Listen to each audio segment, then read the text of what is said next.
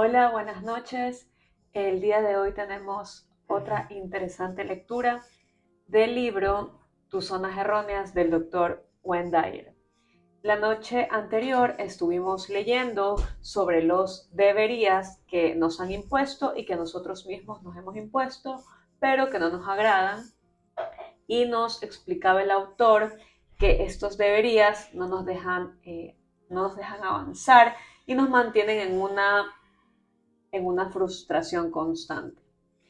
El día de hoy vamos a hablar de un tema súper interesante.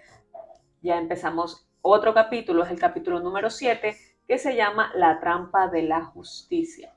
Este capítulo está muy interesante para mis queridos colegas abogados. Pilas con esto. Y bueno, quería darles un recordatorio de por qué las lecturas las hacemos a altas horas de la noche. Y es porque ya en esta hora, en estas horas donde todo se calma, todo se tranquiliza, estamos listos para ya descansar, nuestro cerebro está mucho más receptivo a información. Y sobre todo esta información que es muy valiosa para nuestro crecimiento personal. Y comenzamos. Capítulo 7. La trampa de la justicia. Si el mundo estuviera tan organizado que todo tuviera que ser justo, no habría criatura viviente que pudiera sobrevivir ni un solo día. A los pájaros se les prohibiría comer gusanos y habría que atender a los intereses personales de todos los seres humanos. Estamos condicionados a buscar justicia en esta vida y cuando no lo conseguimos sentimos enfado, ansiedad o frustración.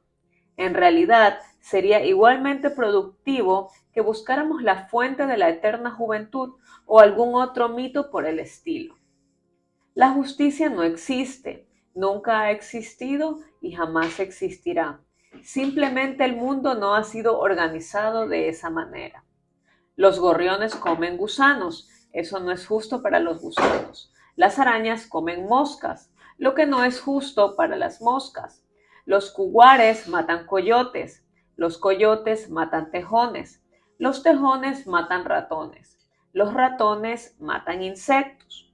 Los insectos, no tienes más que observar la naturaleza para darte cuenta de que no hay justicia en este mundo. Los tornados, las inundaciones, los maremotos, las sequías, todas esas cosas son injustas. Este asunto de la justicia es un concepto mitológico. El mundo y la gente que vive en él son injustos todos los días. Tú puedes escoger ser feliz o ser desgraciado, pero esta elección nada tiene que ver con la falta de justicia que veas a tu alrededor. Esto no es un punto de vista amargado de la humanidad y del mundo, sino que más bien un informe realista sobre lo que es el mundo. Había leído una frase que me encanta que dice que el mundo es caótico.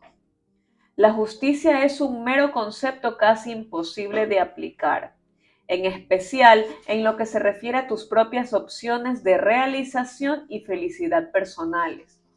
Pero muchos de nosotros tendemos a exigir que la justicia y equidad sea parte inherente de sus relaciones con los demás. No es justo. Tú no tienes derecho a hacer eso si yo no puedo hacerlo. ¿Y te haría yo una cosa así a ti? Estas son las frases que usamos. Queremos justicia y usamos su carencia como justificación para la infelicidad. La exigencia de justicia no es un comportamiento neurótico. Solo se convierte en una zona errónea cuando te castigas a ti mismo con una emoción negativa al no poder ver la justicia que exiges. En este caso, el comportamiento autofrustrante no es la exigencia de justicia, sino la inmovilización que pueda generar esa realidad sin justicia. Nuestra cultura promete justicia. Los políticos se refieren a ella en todos sus discursos. Necesitamos igualdad y justicia para todos. Sin embargo, día tras día, más aún, siglo tras siglo, la falta de justicia continúa. Pobreza, guerras, pestes, crímenes, prostitución, drogas y asesinatos siguen sucediendo generación tras generación, tanto en la vida pública como en la privada. Y si la historia de la humanidad puede servirnos de guía, seguirán sucediéndose.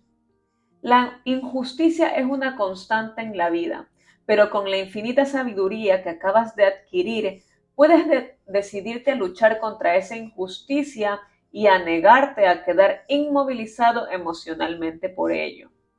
Puedes trabajar para ayudar a extirpar la injusticia y puedes decidir que no te dejarás vencer psicológicamente por ella. El sistema legal promete justicia. La gente exige justicia. Y hay personas que incluso trabajan que así sea para que haya justicia. Pero generalmente no sucede. Los que tienen dinero no son condenados. A menudo los jueces y los policías se venden a los poderosos. Un presidente y un vicepresidente de los Estados Unidos son perdonados o despedidos con una leve reprimenda después de haberse demostrado que eran culpables de actividades delictivas. Los pobres llenan las cárceles y no tienen casi la menor posibilidad de golpear el sistema. No es justo, pero es cierto. Spiro Agnew se hace rico después de no pagar sus impuestos sobre la renta. Richard Nixon es exonerado y sus cómplices pasan unos pocos meses en las mejores prisiones, mientras que los pobres y los miembros de grupos minoritarios se pudren en las cárceles esperando la vista de su causa. Eso le suena familiar, ¿verdad? Esperando una oportunidad. La visita a cualquier tribunal de justicia o cuartelillo de policía nos demostrará que para los poderosos e influyentes hay reglamentos especiales, aunque las autoridades lo nieguen empecinadamente. ¿Dónde está la justicia? En ninguna parte. Tu decisión de luchar contra ella puede ser admirable, sin duda, pero tu elección de dejarte perturbar por ello es tan neurótica como la culpa, como la búsqueda de aprobación o cualesquiera de los otros comportamientos autoflagelantes que constituyen tus zonas erróneas. No es justo, el lema de las relaciones ineficaces. La sed de justicia puede llegar a infiltrarse en tus relaciones personales y evitar que te comuniques eficientemente con las demás personas. El conocido lema "no es justo" es una de las quejas más comunes y destructivas.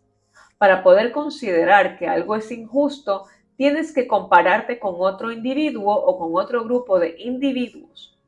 Tu mente funciona más o menos así. Si ellos pueden hacerlo, yo también. No es justo que tú tengas más que yo, pero si yo no pude hacer eso, ¿por qué lo vas a hacer tú? En estos casos determinas lo que es bueno para ti basándose en la conducta de otros.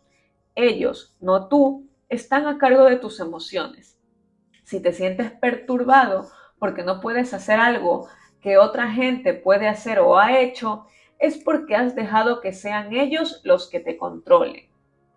Cada vez que te comparas a ti mismo con cualquier otra persona, estás jugando el juego del "no es justo" y trasladándote desde tu postura de confianza en ti mismo al pensamiento externo dirigido por terceros.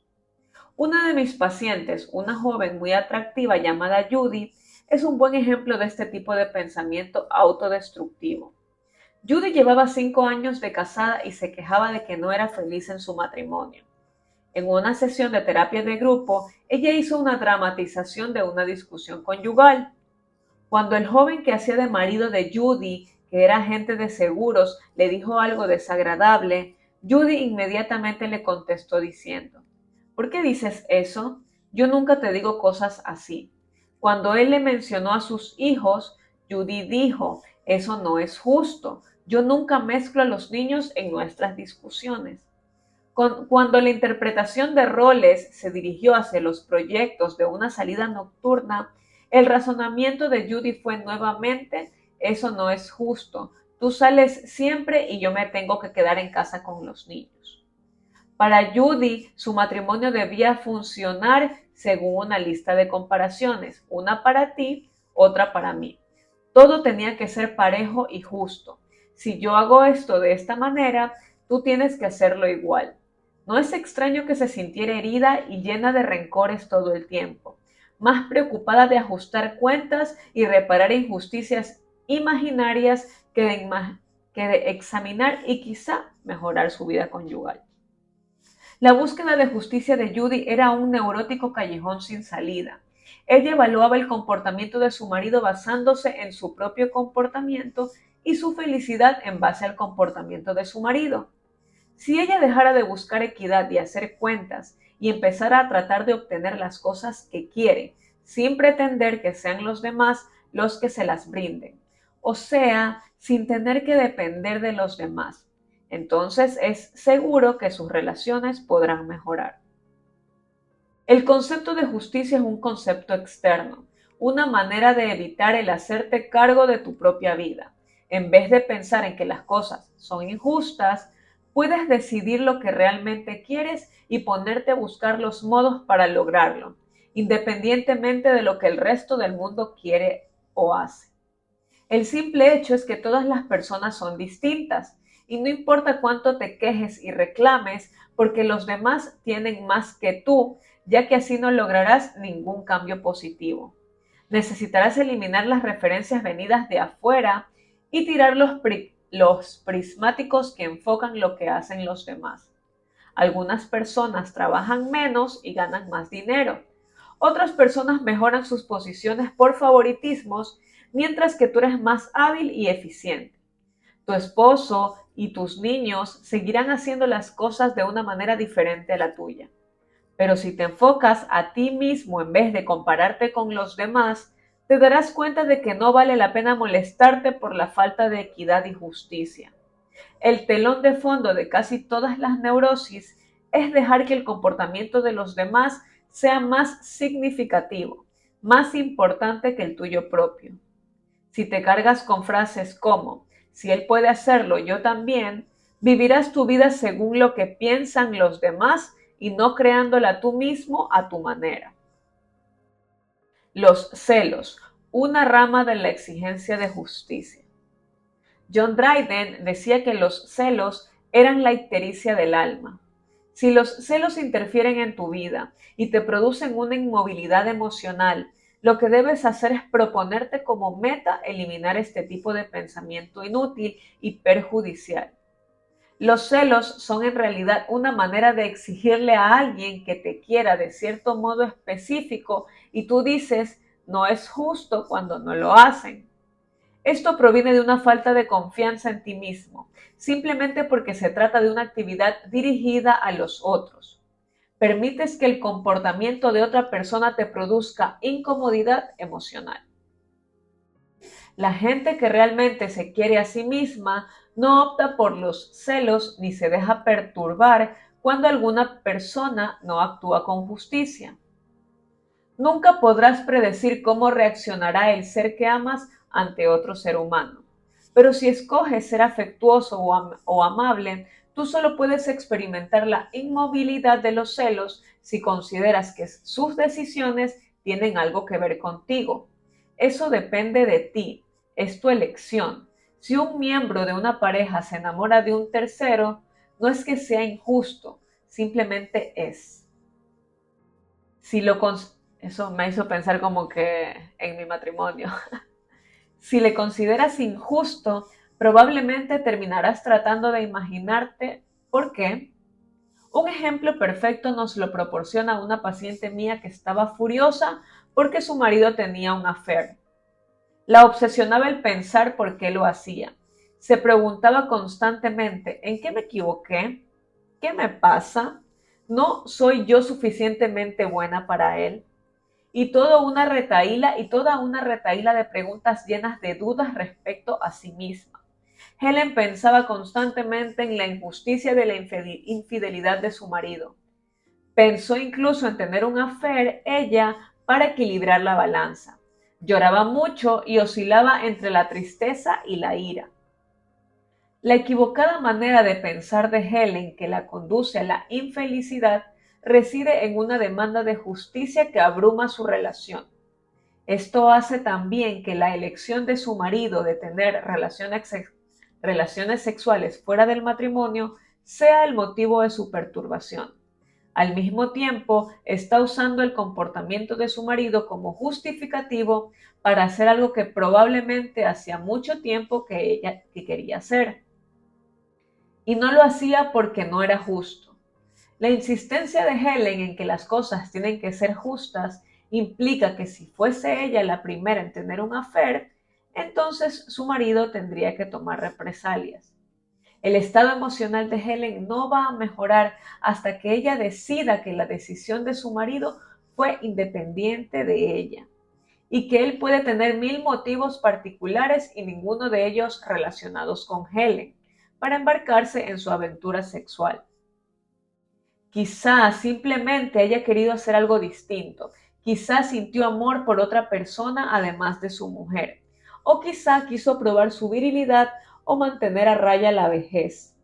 Sea cual fuera el motivo, este nada tiene que ver con Helen. Ella puede ver el affair de su marido como algo que pasa entre dos personas y no como algo dirigido contra ella. La perturbación reside únicamente en Helen. Puede seguir hiriéndose a sí misma con esos celos autoflagelantes porque se considera menos importante que su marido o la amante de éste. O puede llegar a reconocer que el affair de otra persona nada tiene que ver con su propia valía. Algunos comportamientos típicos de demanda de justicia. El comportamiento de búsqueda de equidad es muy evidente en casi todas las áreas de la vida. Por poco perceptivo que seas, te podrás dar cuenta de que surge constantemente en tu comportamiento y en el de los demás. He aquí algunos de los ejemplos más comunes de este tipo de comportamiento. Quejarse de que otros ganan más dinero por hacer el mismo trabajo que tú haces. Decir que no es justo que Frank Sinatra, Sammy Davis, Barbra Streisand, Catfish Hunter o Joe Namath ganen unos sueldos tan altos y molestarte por ello. Molestarte porque otros cometen infracciones impunemente mientras que a ti siempre te cogen. Desde los que violan las normas de velocidad vial hasta el perdón de Nixon. Tú insistes en que la justicia debe prevalecer. Todas las frases del tipo, ¿acaso yo te haría algo así? Esa frase la escucho bastante seguido, la escucho muy seguido. Con la pretensión de que todo el mundo tiene que ser exactamente igual a ti. Corresponder siempre cuando alguien te hace un favor. Si tú me invitas a cenar, yo te debo una cena a ti o por lo menos una botella de vino. Este tipo de comportamiento a menudo se justifica como amabilidad o buena educación, pero en realidad es simplemente una manera de mantener equilibrada la balanza de la justicia. Corresponder al beso que se te da o decir yo también te quiero en vez de aceptarlo y expresar tus propios pensamientos cuando escojas hacerlo. Implica que no es justo recibir un yo te quiero o un beso sin devolverlo. Sentirte obligado a tener relaciones sexuales con alguien aunque no quieras hacerlo porque simplemente no es justo no cooperar. De ese modo funcionas debido a una motivación de justicia en vez de hacerlo porque realmente deseas en ese momento presente. Insistir siempre en que las cosas tienen que ser consecuentes. Recuerda la frase de Emerson que a menudo se cita equivocadamente. La tonta consecuencia es el duende de las mentes pequeñas. Si pretendes que las cosas siempre sean apropiadas y justas, estás dentro de esta categoría de mentes pequeñas. Fuerte, muy fuerte. En la discusión insistir en una decisión clara y nítida en que los vencedores tienen la razón y los perdedores están equivocados. Usar el argumento de la justicia para conseguir lo que quieres. Tú saliste anoche. No es justo que yo me tenga que quedar en casa y molestarte por la falta de igualdad.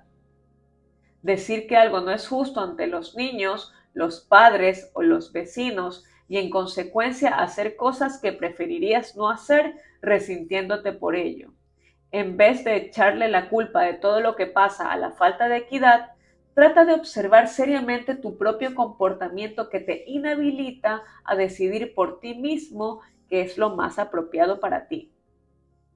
El jueguecito de si él o ella puede hacerlo, pues yo también, es una manera de justificar algo que tú haces por medio del comportamiento de otra persona. Esta puede ser la racionalización neurótica que te sirve para hacer trampas. robar, filtrear, mentir, llegar siempre tarde o para cualquier cosa que prefieras no admitir en tu propio sistema de valores. Por ejemplo, en la carrera fastidias a otro conductor porque él te lo hizo a ti. O te apresuras a adelantar a uno que va lento para demorarlo más porque él te hizo a ti antes.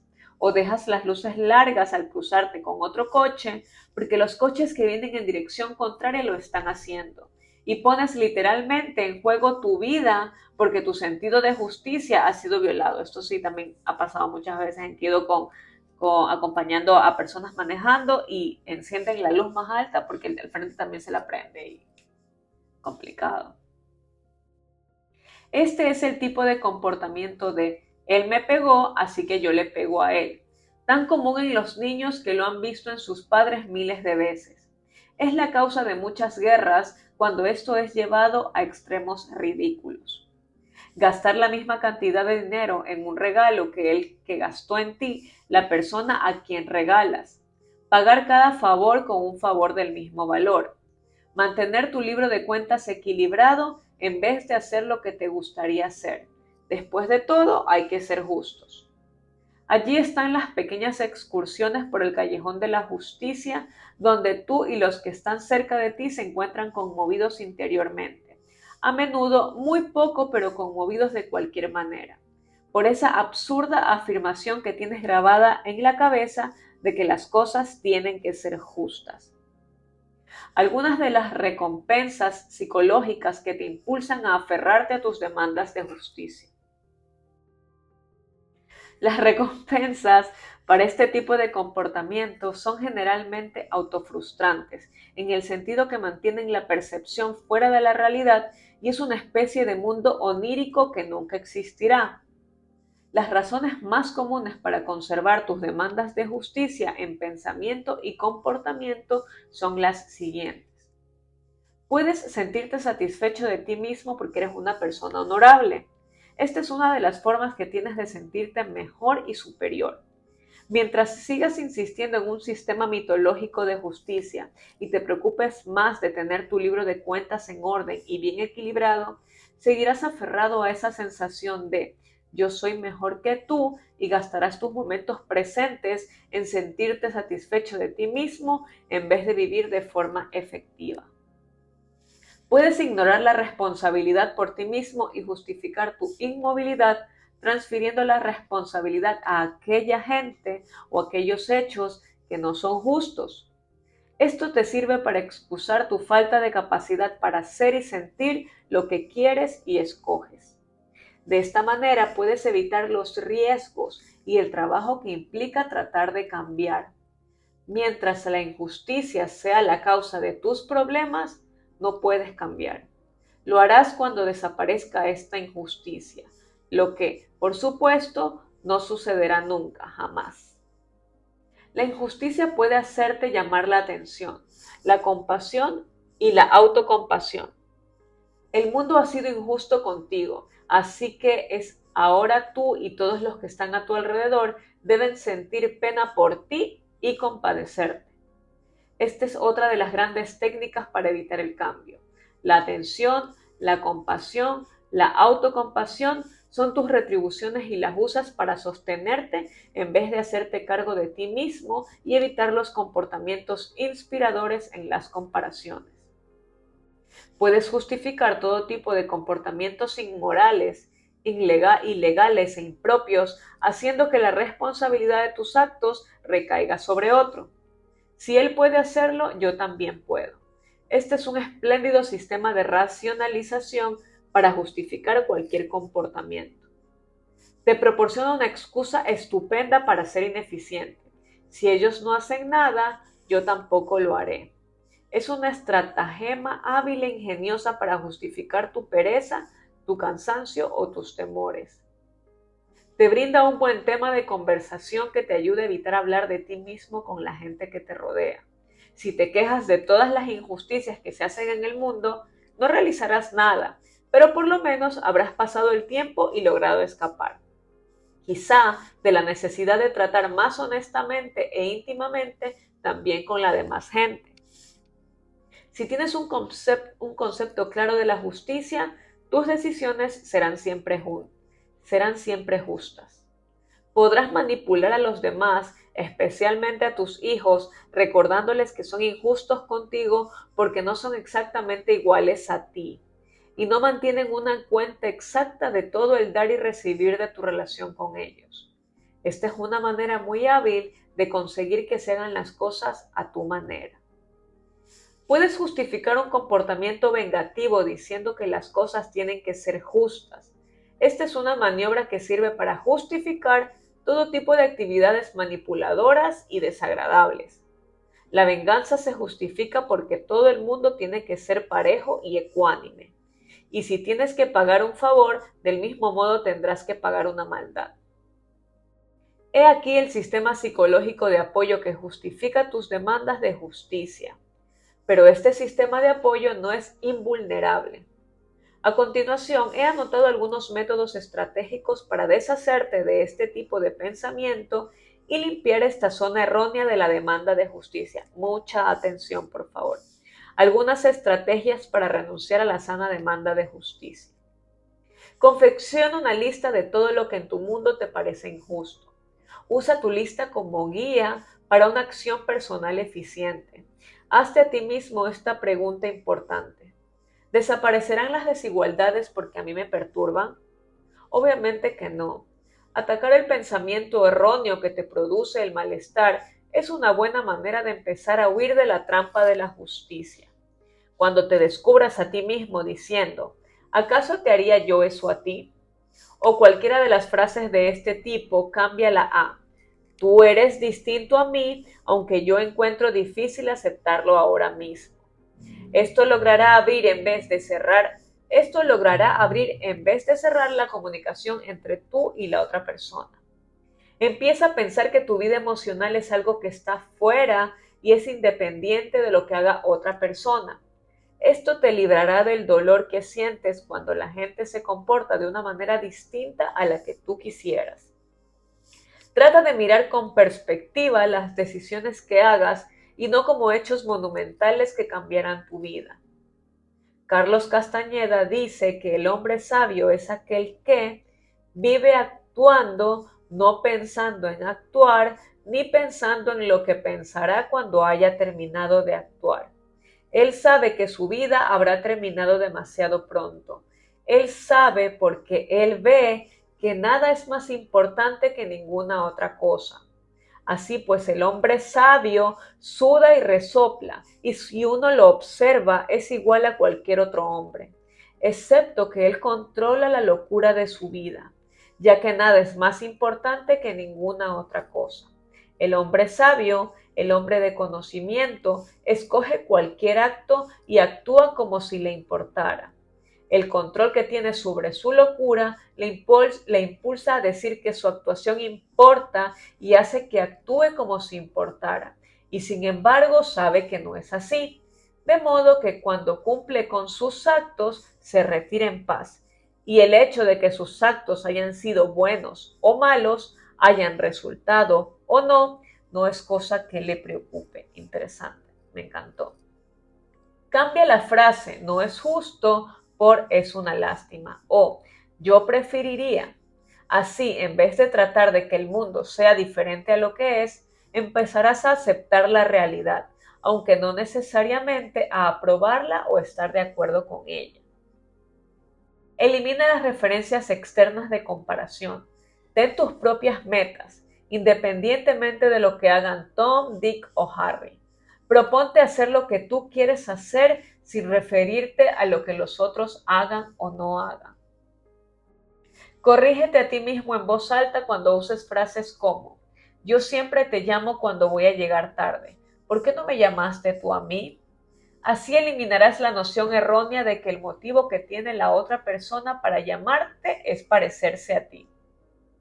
En vez de pagarle a alguien por algo, como por ejemplo llevando una botella de vino o un regalo a una fiesta, espera hasta que un día tengas ganas y entonces le mandas una botella de vino con una nota que diga, simplemente porque creo que eres una gran persona.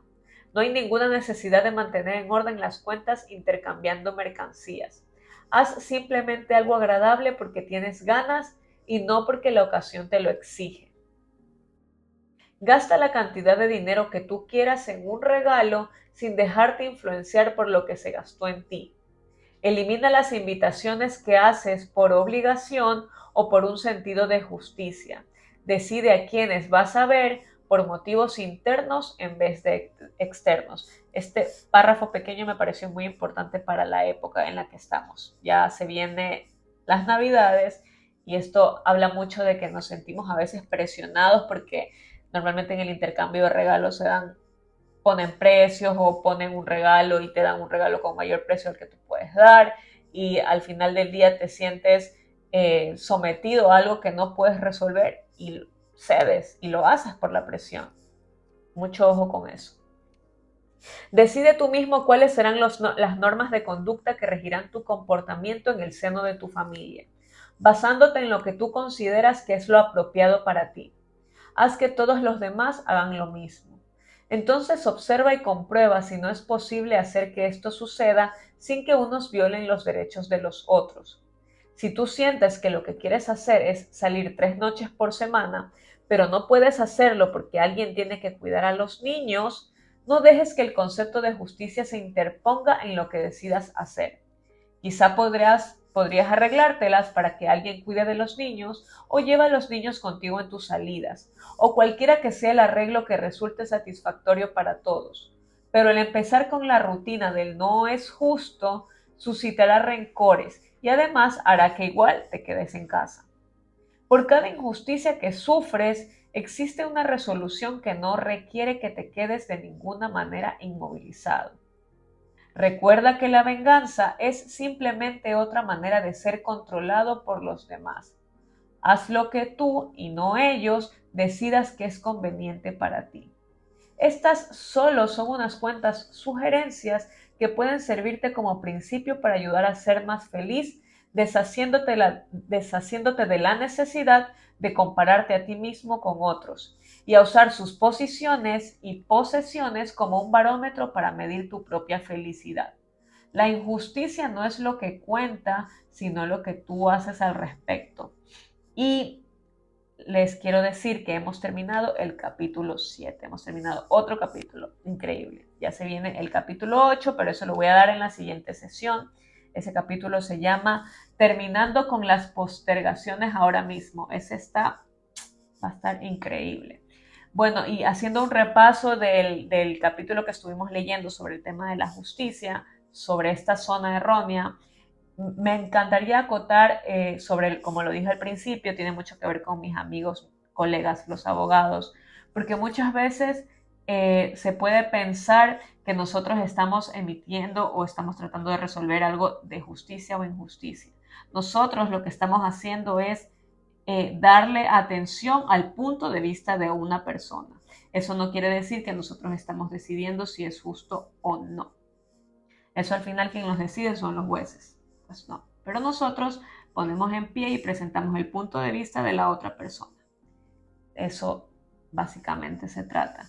Y les agradezco mucho por haber visto este video esta noche. Nos vemos en la siguiente noche. Que tengan una noche súper relajada, descansada. Sueñen con los angelitos. Muchas bendiciones y prosperidad para ustedes. Me despido. Bye.